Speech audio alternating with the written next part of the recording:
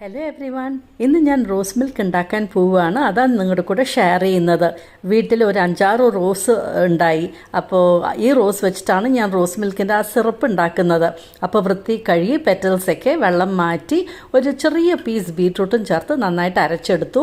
പഞ്ചസാര എനിക്ക് ആവശ്യത്തിനുള്ളത് എടുത്ത ശേഷം അതിന് വെള്ളവും കുറച്ച് ആഡ് ചെയ്തിട്ട് ഒരു സ്റ്റിക്കി ഒരു നൂൽ പരുവം ആകുന്നവരെ തിളപ്പിച്ചു. എന്നിട്ട് കുറച്ച് നാരങ്ങ നീര് ചേർത്തു. അത് ഷുഗർ ക്രിസ്റ്റലൈസ് ആവാതിരിക്കാൻ വേണ്ടിയിട്ടാണ്.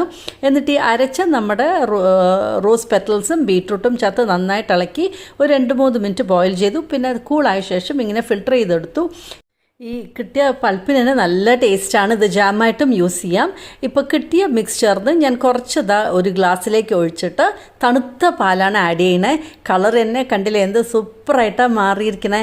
നല്ല അടിപൊളി റോസ് മിൽക്ക് വീട്ടിൽ തന്നെ നമുക്ക് ഉണ്ടാക്കാൻ പറ്റും, പ്രിസർവേറ്റീവ്സ് ഒന്നും ഇല്ലാതെ. ഒന്ന് ട്രൈ ചെയ്ത് നോക്കൂ.